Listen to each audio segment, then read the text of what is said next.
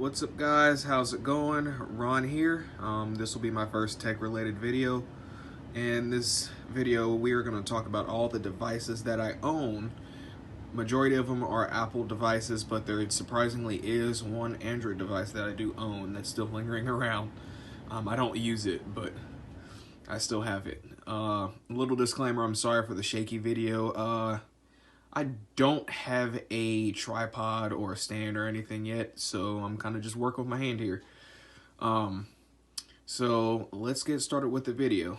So right off the bat, there's three devices, well, boxes, that the device that goes to the box I do not have anymore, and that's going to be the iPhone 6, the iPhone 7, and the iPhone 8, all plus variants.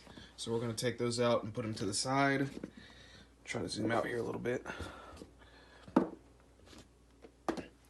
So that leaves the XS case, the Nike Sport Loop, the Apple Pencil, the Watch Series 3, AirPods Pro, which you can see right there in the corner, the iPhone 10, and the iPad. Now, I am filming on my iPhone 10 right now, so I can't show you that. But here is my Apple Watch, my iPad, the original sport band that came with the watch in the box, and the AirPods Pro. So this is right here is going to be the iPad 7th generation, the 10.2 inch. Came out back in September. It's a really good iPad. I love it. For $329, you can't beat that. I mean, this is a very good tablet. It's fast, it's snappy, it has the A10X, I think it's the A10X, or maybe the A11X chip in it. I am going to download Geekbench 5. I'm going to buy Geekbench 5 and download it on this iPad to see what the performance is. But real world usage, it's grade A. I mean, for $329, you can't beat it. Over here, we have the Watch Series 3. With the Nike Sport Loop on it, or the Sport Band. I'm gonna be honest, the Apple Watch feels like it's a beta product. I have had good experience with it, but it's not great by any means. Maybe the Watch Series 4 and 5 will alleviate the issues I've had with this. I mean, but for basic things like, texting and calling, checking the time, it's perfect for those things. But really, if you want to do any heavy task, I mean, you just might as well use your phone. I have I forgot what this watch face is called. Let's unlock it here. This is the Activity Digital watch face. I have numerous watch faces, and it locked again. It does that sometimes if you move it a little bit.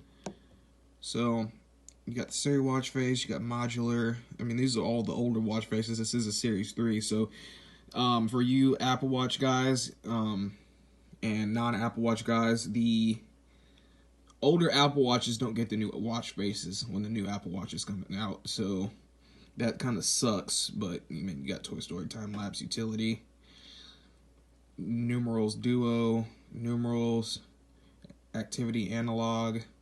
Then you got photos. Of course, I have Rick and Morty stuff up here. Pictures. Agents of S.H.I.E.L.D. I mean, you guys get the point. I mean, it's a good watch. The battery life is pretty decent. But that's going to really do it for the watch. Just put it on and use it every day. There's the original band that came with the watch. Nothing really cool there. And those are the AirPods Pro, which the box is right here. So with the AirPods Pro, the funny thing about it is I remember when AirPods released back in 2016 with the iPhone 7. For anyone that doesn't know, the iPhone 7, let's come over here. Where's the 7? This is the first iPhone that did not have a headphone jack. And I was surprised when I got it. I got it at T-Mobile when it launched. And I was surprised how much I'd missed the headphone jack, but then I bought my first pair of wireless earbuds. They were some Walmart branded cheap $50 earbuds. And they lasted me a long time until I busted the speakers in them, and then I stopped using them, obviously. And here recently I got the AirPods Pro. Now, the AirPods 2 released back in March of last year, in 2019. And then in about, I think, September, October of last year, Apple released the AirPods Pro. Now, the issue with the original AirPods and the AirPods 2 that I had is that they were essentially just wireless AirPods, and earpods hurt my ears really bad. My ears would start to swell up after a while, surprisingly. A lot of people ask me why. I just tell them I don't know. It just makes my ears swell up. They hurt my ears. And then the sound quality. I know the AirPods have some better sound quality than AirPods, but I didn't like the AirPod sound quality. I felt like that the AirPods 1 and 2 wouldn't be much different. These have the rubber tips on them. That's the main reason why I got them. And it has noise cancellation. These, a lot of people say you're paying for the name. I'm going to be honest. These right here are probably the best wireless earbuds I have ever owned. The noise cancellation, it freaked me out at first. When I put the AirPods Pro in my ears and I turned noise cancellation on, it freaked me out because everything just went dark. It went, not dark, but like, it went blank. And then I went back to transparency and it's like it immediately opened back up. It's like there's some type of mechanic or something working in there. I have no idea. Like I said, yeah, the noise cancellation, yeah, it works very good. The AirPods themselves, they fit in my ear pretty great. I haven't had an issue with them falling out. Here they are right here. Let's open these. They last. I think the battery life could be a little bit better. But they last a great deal. So those are perfect. Those are very, very perfect. The iPhone 10. Here's the iPhone 10 right here. Now, I've had the 6, 7, and 8 Plus variants, all of them. Now, when the 8 Plus came out, and a lot of people ask me this, now when the 8 Plus came out, if no one remembers, the iPhone 10 came out 2 months after the 8 Plus. So the 8 Plus just dropped. And I asked myself, I was like, do I want to wait till the 10 comes out? Because I still had the 7 Plus. So I asked myself if I wanted to wait till the 8 or for the 10 to come out when the 8 Plus came out. And I was like, no. But then I decided to wait anyways. So iPhone 10 comes out, and I had T-Mobile at the time with the 7 Plus. I wanted better service. I lived in North Carolina at the time, so I got the 8 Plus. We went to the Verizon store, and I was looking back here at the 10, and I was debating because it was $10 more a month, and I should have just went with the 10 because I got upset with myself after I got the 8 Plus, but I got the 8 Plus, and it was a perfect phone. Perfect. I loved it. And it came with iOS 11. And shortly after iOS 11, like 0.4 or something came out, there was a jailbreak. And I jailbroke my iPhone 8 Plus, and it was the perfect device, which makes this iPhone on my list. And I'll do a later video about my favorite iPhones from least to greatest, in terms of features and usability and everything. But this is probably going to be one of my favorite iPhones. It isn't my favorite, but it's going to be one of my favorite iPhones. But that's long gone. That's in the past. Now I have the iPhone 10. And let me tell you, it took me a while to get used to not having a home button and relearning the user interface. It's a great device. I love it. And seeing that we're at the iPhone 11, 11 Pro, 11 Pro Max now with the A13 Bionic chip, the A11 Bionic chip, it holds up great. Even the A10X chip, the Fusion, holds up great. It's a pretty good chip. They're pretty good chips. Apple makes products that last a long time, and that's what I love about Apple devices. It's what I'm filming on right now. The camera's perfect. I know YouTube's gonna dumb down the quality But I mean, it's a perfect device. And I know I keep saying that, but I love it so much, and I probably won't upgrade until the iPhone 12 comes out, because when I went to the Apple store to try out the 11 Pro, besides the cameras, I couldn't really find a difference. I mean, a real world usage, real world usage, I could not find a difference in terms of speed. I mean, there's a little bit of a difference, but not anything that warrants you to go and buy another $1,000 phone. And by the way, I got this when it was just going on 2 years old. I got a really sweet deal on this phone, and I'll have another separate video just about the iPhone 10 and my experiences with it. Apple Pencil. Maybe actually I should go over the iPad first, because that goes hand in hand with the Apple Pencil. So we already went over the iPad. Like I said, it's a great device. $329, you can't beat it. They're probably, I know they had a sale on it where you could get it for $299, and that'll probably come around soon again anyways. So if you ever see a deal on the iPad 7th generation 10.2 inch, jump on it. It's sold at obviously the Apple Store, Walmart, Target. It's pretty much sold everywhere. It's great. I mean, if you're a student, this will be the great device for you. Apple Pencil. Okay, so the Apple Pencil I always thought was worthless. When I first got the iPad, I didn't even have a case for it. By the way, this is an OtterBox Defender case. It was expensive, but I'm glad I bought it because I've already dropped the iPad once. But I thought the Apple Pencil was going to be worthless. So I didn't even think anything about the Apple Pencil until my girlfriend started using my iPad, and she likes drawing.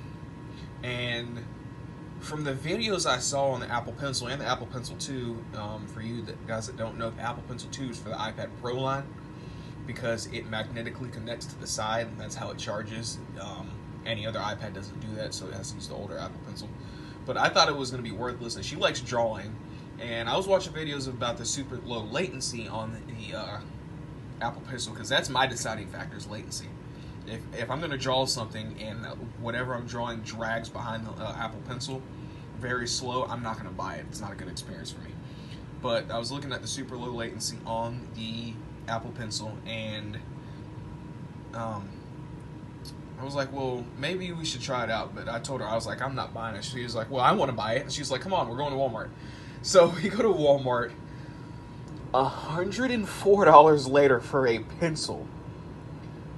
I was shaking my head the entire car ride back to the house. I was like, why did you buy that? And she was like, well, I wanted it really bad. I was like, you probably could have bought one of those Logitech pens that Apple sells at their own store for half of that. She's like, no, I wanted the Apple Pencil. Let me tell you, when I first started using it, I was impressed. It is pressure sensitive, so if you write lightly with it, it will write lightly, just like a pencil. And if you press in, it'll make its mark. So it's pressure sensitive. It's actually has a very good battery life, and like I said, it's super low latency. It's perfect. Now, would I buy it for $100? Probably not. If it was like $50 max, yes. But $100, no, it's not worth that. But it is a very good writing tool, and yeah, that's gonna be it for the Apple Pencil. And then we got the iPhone XS leather case. Now, with the iPhone XS, the iPhone XS releasing, Apple discontinued the iPhone X because there was not a very big difference, but they kept the 8 and the 8 Plus, and actually with the 11 and 11 Pro now they still kept the 8 and 8 Plus. The iPhone XS has, from what I was told and what I've seen in YouTube videos, it has a slightly bigger camera. So the cutout for the camera is a little bit bigger than the camera on the iPhone X, but I can't tell a difference. I mean, this case fits the iPhone X perfectly. I mean, they're literally the same size. Like I said, from what I've heard, the camera is a little bit different. In terms of size. So I mean, really, there's not much to go on and around with this case. So, the leather is a great quality. The only thing I don't like about it is it scratches easy. But I mean, it has the metal buttons on the case, and it's sleek, and it's simplistic, it's minimalistic. I like it. I haven't put my OtterBox Defender or my Blackweb case back on my iPhone just because it makes the iPhone feel bulky. And this is actually like premium filling device, and it feels thin compared to older iPhones. So, now the iPad I really don't care, but my iPhone, I want minimalism. So that's why I have this on my case, and that's going to do that for the case. Now let's get on to the one Android device I've had for years and really have never used. That's going to be this. This is a Amazon Fire, like Fire or something. I think it's, I mean, I don't even have it set up. I factory reset it. It's fully charged. It's been sitting on the charger for probably about 4 months. So, yeah. I think it's running like Android 6 or 5. It's pretty old. I just have it laying around. I tried taking it to the Eco ATM machine and nothing. So I just keep it around. No one wants it. I just keep it around. If anyone wants this, I'll probably sell it for like $5 or $10. But other than that, I mean, that's going to really do it for all of my devices. I mean, Apple Watch, iPad, Sport Band, AirPods, and then we got the 6, 7, and 8 Plus variants right here. I mean, that's going to do it for the whole video. Stay tuned for more videos to come. I'm not going to do it right now because I have a lot of stuff going on, but probably later on in the day I'm going to set up my social media for this channel. Stay tuned for that. It'll probably be in the description below, or in the comments, or wherever I put it. So, if I edit it into the video, I don't know. But stay tuned for that. And that's really going to do it for this video, guys. Thank you for watching. I'll see you in the next one.